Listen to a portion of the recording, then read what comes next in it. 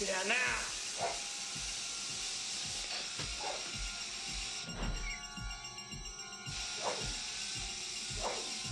It's time, Michael.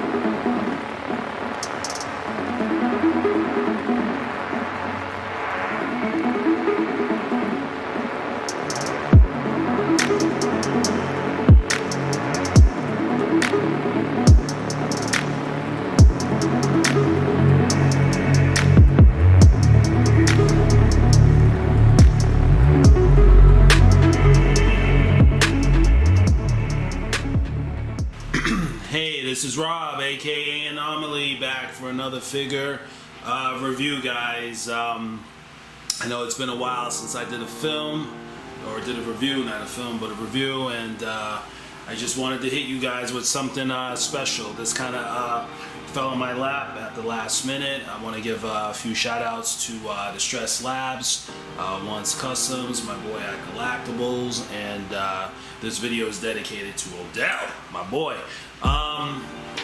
So basically what we got going on here is there's a Warlock run that I'm part of, and I was supposed to get the prototype for the Warlock run that should be coming out really soon. One's currently working on them. I think he's going to be doing 10, 5 particular versions, and then another 5 particular versions. I think one version is with his coveralls and one with Tanilla's.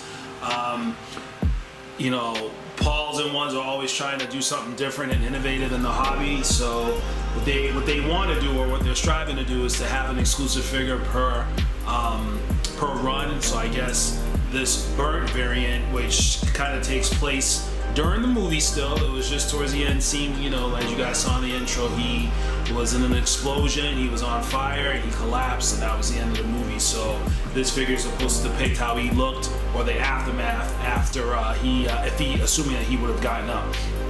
So it's kind of like a concept, but not necessarily, but you know, whatever. All I know is that this piece, once I saw it initially, I was completely blown away, and I wanted to see more, and I inquired, and I was just able to get the piece.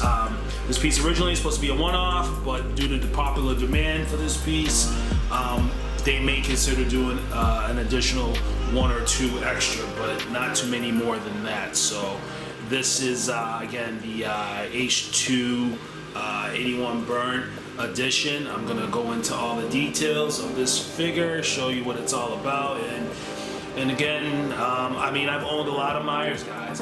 One time I was called the Myers King, and because I've owned probably about 13, 14 Myers concepts and regular Myers and all that. And I own a lot right now, so I'm gonna go into this video and tell you guys why this is definitely one of my most favorite Myers that I've ever owned in my collection. I've been running a Warlock for a long time, so we're gonna get into the review, and let's see what's popping.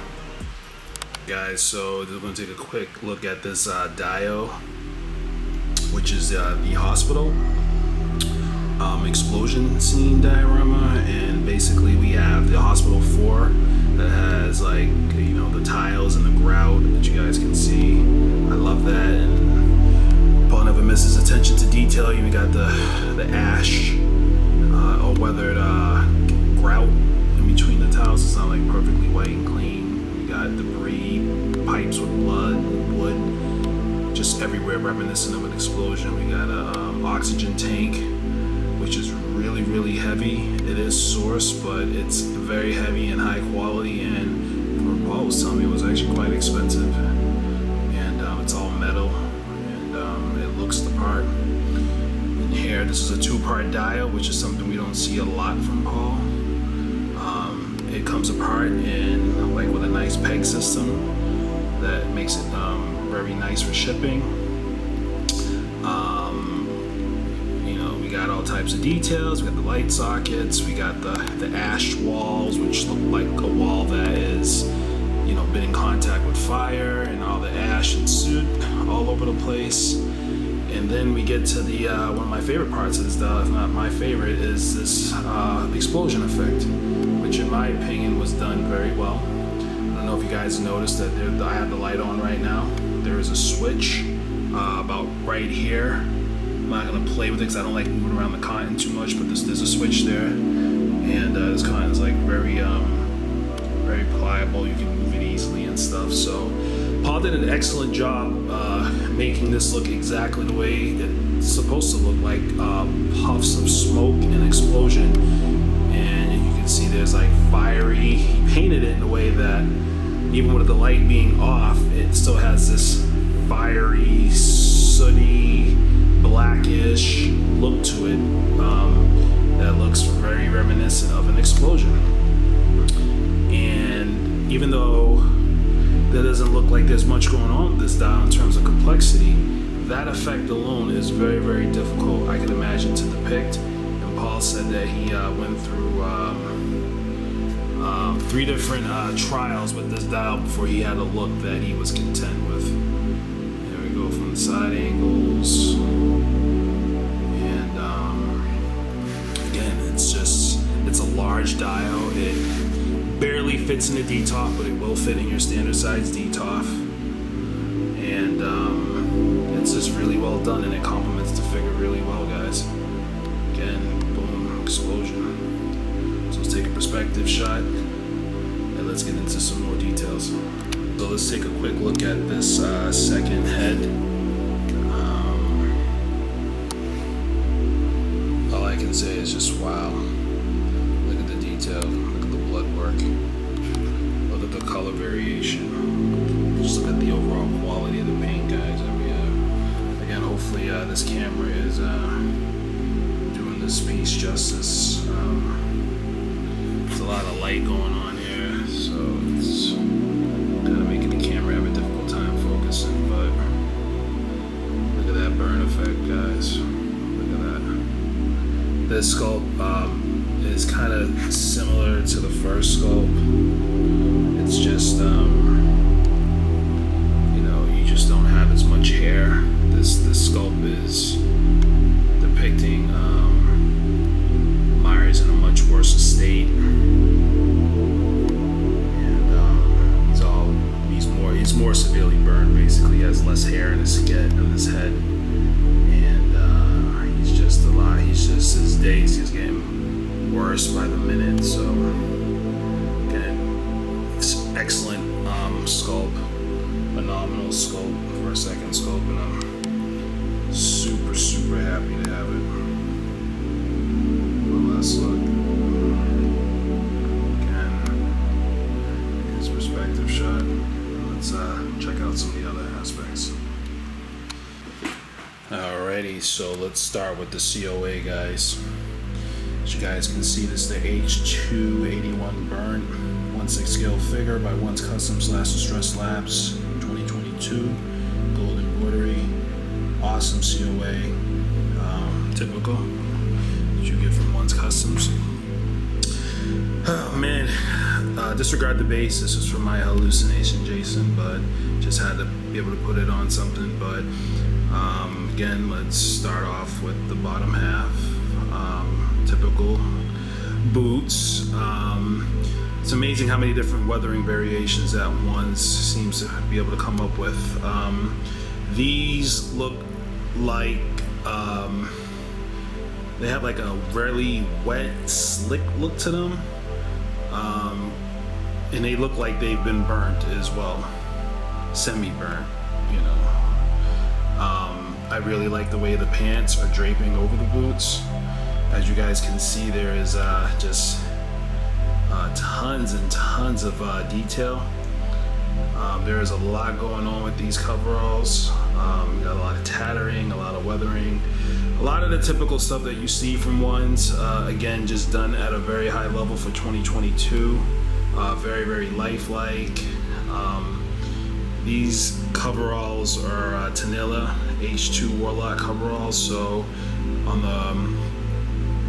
the left leg, which for you guys may be the right, you have kind of, you see the spruce green. I don't know if the camera's picking it up. It's like a spruce green / charcoal grayish color. And then to the right, it's more kind of like charred, more of a darker color. Again, I love the way that these coveralls are tailored and weathered. You got some permanent fold action going here. They are pliable to a degree, but kind of like we did with the Part 8s, you got some permanent folds, which I like because it really makes the figure look a lot more lifelike and dramatic. It's tricky though, because if they're not done right, then you have like this permanent look that you can't get rid of, but One's a master at this. So the waist looks really good and lifelike, nice and wide, and with really nice tie-ins to the legs. Again, the combination of the folds, everything just kind of works and looks natural. I was definitely shooting for a pose that wasn't too dramatic nor too generic, but something that was kind of representative of how this guy would be looking coming right out of a fire. These are the hands, which were done very nicely. Paul told me that one spent a lot of time on these hands, just trying to get that burn effect going. And again, you see the collar of the shirt or the coveralls, and there's a lot of colors, a lot of tearing, a lot of weathering. Again, it looks literally like it was burned. There's like amazing texturing. I'm not exactly sure how he does that. I'm assuming he puts a product over it and then does a little bit of like sculpting even on top of the coverall. I'm not exactly sure, but there's a lot of texturing going on here. It's not just how the coveralls look. We go into the torso. Again, this figure does have a lighter feature, which I will show. It's really hard to tell where the lights are at on this figure because it was done so well. You can kind of see the undershirt, and we'll look at some angles later. We got a little bit of cotton here to simulate a like smoking effect. So my guess is that this figure is representative of when the explosion was over and when he was on fire and the fire died down, kind of like how he looked. So he's still kind of red hot. Got areas of his body that is still hot. Again, look at all that, guys. Look at all that detail. Again, very, very lifelike. A lot of color variation. You got the scalpel right here. Okay, you can't be a Warlock without the scalpel. So, granted, this is a concept, more of a hybrid, if anything, but he was on fire in the movie. We just didn't see what he looked like. So that's kind of what makes this piece really unique and special. You know, this is a prototype. I think they might do maybe one or two more. It's originally going to be a one-off, but just the demand for this piece was so drastic, so we don't want to, you know, limit everyone to what they can get. So, and I don't mind. But here's the head sculpt, guys. Beautiful, beautiful. And this came with two sculpts. This sculpt right here, you can see that the hair is severely charred. And we're gonna go up close a little bit, and just amazing paint, man. This is top one's paint work. Again, I've owned a lot of these Myers figures. I've owned probably over 13 of them now at this point or more. And this is top-notch paint, and it looks exactly the way it should look, like he was burned and charred. Hopefully the camera's capturing, but there is amazing, amazing color variation in this sculpt. Again, the hair really, really looks the part. It's like matted and burnt, and just guy did not have a good day. Got the blood tears on the sculpt. The collar's all tattered and frayed. There is body sculpting on this piece throughout the figure. Not a heavy amount, but you know, it does add weight to the body. And again, guys, let's take a step back and let's get some angles going. Alright, so this is how I'll be looking from the side. Again, you can kind of see how the shoes are weathered and the direction that one went. They look like they were in a fire as well, but just kind of like semi-melted. Again, got all types of tears and tatters. I love how baggy these coveralls are. They're not too skinny, but not too baggy. They just have a really nice flow to them. Again, here's the detail in the hands that are epic. This is how the arms are looking. Just beautifully done. We've seen ones tatter and fray and, you know, do figures like this before in the past, even on some of the H40 concepts, but there's just something just different about this application. It's just like taken to like even just the next level, if you can even imagine. There is one minor nitpick that I have. You guys see that bulge right here? That's from the light switch, which I'll show you guys how this thing looks when it's lit up. We'll look more at that from the behind angle, but yeah, this is how we're looking from the side angle. dramatic sculpt, guys. Look at the details, look at the hair. Just amazing, amazing, amazing. Alright, let's take a perspective shot and let's look from behind. Alright guys, and this is how we're looking from behind. Again, disregard the base. Yeah, and you can kind of see more of the color of the coveralls, the natural color, which is kind of like a green color. Again, these are Tanilla fully custom coveralls. This figure is part of the Warlock run. This is just the exclusive version. Again, it was supposed to be a one-off, but they may do a few of them because the demand is so high. But there will be, I believe, 8 additional Warlocks, standard Warlocks. And again, here's that switch, which is awesome because it's easy to access, and that switch allows you to get the light feature on, which I'll guys show you. And there are lights even behind the figure, like this spot right here. The light comes on. I'll show you guys. I just don't like the bulge of that switch. I wish it could have been like a thinner apparatus, but you can't see it, so it's not really that big of a deal, and it doesn't take away from the upper half of the figure. As you guys can see, there's like blood and tattering, and you can see areas of sculpting. And again, look how he looks behind. I love the way that hair looks. It's just very reminiscent of, you know, how someone looks when they're burnt, man. It's a perspective shot, and let's take a look at one last angle. All right, and here we go. One last angle. Again, pretty much the same theme that we've seen on the other side. Just lots of grime and thick, heavy, I don't know, weathering, mud work. Just a lot going on with this. This is the hand. I want to spend a lot of detail on with the scalpel, which you guys can see. But you can't have a Warlock without the scalpel. Okay. Again, went a little bit dramatic on the pose, but not too crazy. You guys can see all the details for days. Again, we got more smoke effect right here. Again, this is how we're looking on this angle with the sculpt. Again, just. Hopefully the camera's capturing this well, but it's just done so well, guys. Let's step back and yeah, let's wrap things up, guys. Let's take a look at that light feature. Guys, I just want you guys to take a look at the light feature that we have going on here. Again, it was nicely implemented here in this piece. You can clearly see it even with my bright lights.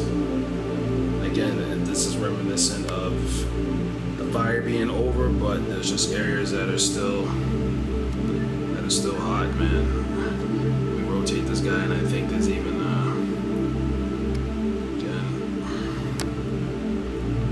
again, you guys can clearly see me get some focus there. There you guys go. You guys can see how he looks on the side. Even on the side of his leg, you can see light right here. Again, it's not just the torso, it's throughout the body. You can even see it here as well. And I don't think you can see anything. You can see a little bit on the back, and you can even see it in his neck. Translucent resin. You can. It's just the lights are off. You can see it more, but